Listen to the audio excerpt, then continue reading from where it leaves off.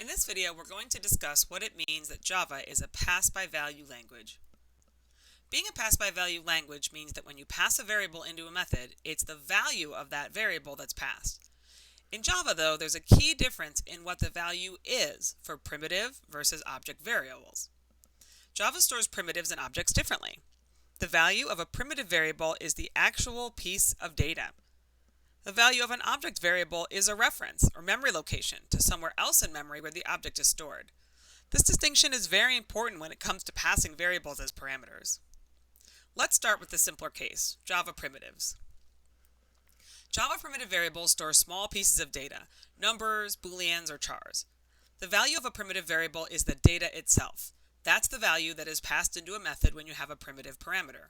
That means that the method gets its own copy of the data. So any changes made to the variable inside the method won't affect the variable outside the method. Here's an analogy to think about.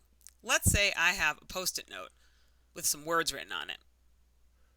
My friend wants to borrow the note. I can write out a new Post-it note with the same data. I can basically make a copy of it, and then I can give that copy to my friend. Any changes she now makes to what's on her note will not affect what's on my note. We each have our own copy of the data on the note. This is how it works when we pass a primitive into a method. Changing the value of the parameter inside the method doesn't affect the variable outside the method. Here's an example in code. This is a method called doubleNumber that takes in a primitive parameter, type int, and doubles that value inside the method. Let's say we have variable n1 and we initialize with the value of 2. In memory, the data for 2 is stored. We then invoke the doubleNumber method, passing along our primitive variable n1 as the actual parameter. What happens in memory is that the data in n1, the value, the number 2, is copied into num_param. So we pass the actual value, the data. Now, from inside the method, any changes we make to num_param only affect num_param. They won't affect n1 because those variables are not linked. So inside the method, we double num_param, but n1 remains the same. When the doubleNumber method ends, my n1 variable remains unchanged. It can be a common mistake to try and update a primitive variable by passing it into a method. Java just doesn't let you do this. If you need to have this effect, you can often use a return statement instead. In our example code, that might look like this. We can return the updated value of num_param and assign that value back to n1. This would allow us to update the value of n1 by using a method. So that's the simple case for primitives. The value of the primitive is passed, and the value is that actual data. So the method basically gets its own copy of the data. Now let's talk about objects. Objects are typically bigger and more complex than just primitive data. Objects can represent items with multiple characteristics. All the information about an object is more than what can be stored in a single memory slot. So Java instead stores a memory address to a different part of memory where all of the object's information is stored. The memory address is a reference to somewhere else. This is why you'll often hear object variables called references. This is the key thing to remember about objects. The value stored in memory is an address to somewhere else in memory where the full object's data is stored. Java storing objects in this way is important to remember whenever we have an assignment statement or when we pass an object into a method as a parameter. Let's briefly talk about assignment statements. When we have an assignment statement, we take the value on the right and we store it on the variable on the left. Here's an example. We declare an object called object1 of type SumClass. Because object1 is an object, the value stored in object1 is a memory location or reference to somewhere else in memory where the data about the object is stored. Let's say we now use direct assignment to initialize object2. To do this, we do what we always do for any assignment statement. We take the value on the right and we store it in the variable on the left. But what is that value on the right? Well, it's a memory address. It's this arrow here. This means that we've now stored that memory address in object2. So we now have two variables that point to the same place in memory. This is called an alias. Any changes made to the object through one variable name will affect the other since it's the same object.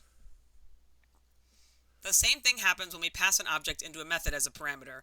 We create an alias between the actual parameter or argument, the variable being passed in, and the formal parameter, the one declared in the method header. And this is because what we're passing in is the value and that value is a memory address. Because we create an alias, this means that any changes made to the object from inside the method will affect the object outside the method because it's the same object being accessed. Here's an analogy to think about. Let's say I now have a post-it note that contains a shelf location of a very long book. Anytime I want to find the book, I can go to the location on the note and access the book. My friend wants to borrow the book now. I can write out a new post-it note with the shelf location. I can make a copy of the location and give that note to her. We both now have a location of one single book. She can use that location to find the book. If she now makes any changes to the book at that location, I will also see those changes the next time I use the book because it's just one single book being accessed. This is how it works when we pass an object into a method. We're passing the value, which is the memory address. So changes made to the object at that memory location, changes made inside the method, will affect the object outside the method too because it's the same object. Here's an example in code. Here we have an object of type rectangle that we're passing into a method meant to double the rectangle's width and height. We declare the object variable rec. You can see that because this is an object, the value stored is a memory address that points to somewhere else in memory that stores all the data about the object. Now we invoke the method. When we do this, we create an alias between the formal parameter, r, and the actual parameter or argument, the one passed into the method, rec. This means r and rec point to the same place in memory. We do not make a copy of the object. We just get a new reference pointing to that same object. We create an alias. If we now make changes to r inside the method using the dot operator and a method defined in the rectangle class, like setSize, you can see that those changes will affect rec as well because it's the same object. So when the double dimensions method is over, rec will have those updated values. Here's one last tricky thing to keep in mind. If you reassign a formal parameter inside of a method, you break the alias link. Here's what that would look like. This is some revised code. You can see that in this version, inside the double dimension method, I now reassign the parameter r. That means I have the statement r equals something new inside the method. Our code starts out the same. Rec is an object variable, and so it stores a reference to somewhere in memory. When we invoke the method, we create an alias between rec and r. But here's what's different. Inside the method, we take the value on the right, the new rectangle with dimensions 1, 3, and we store that value into the variable on the left, the parameter variable r. So r now points to a brand new object, and it's no longer an alias with rec. From this point on, any changes made to r will not affect rec because the alias link has been broken. It's very unlikely you want to do this. After all, if you're passing an object into a method, it's probably because you want to use that object for something. And breaking the alias link means anything you do inside the method is lost when the method ends. So be very careful to avoid reassigning parameters because that's very possibly a mistake. Remember, you can always declare a new local variable inside the method and use that instead.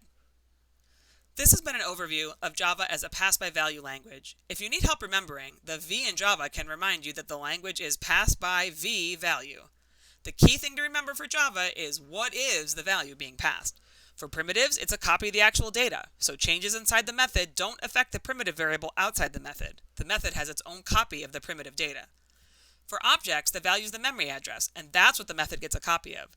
So there's only one object being referenced. Changes made to that object from inside of the method, using the dot operator, will affect the object outside the method because it's all the same object. Keep these important ideas in mind and be thoughtful about passing parameters. Happy coding, Java monsters!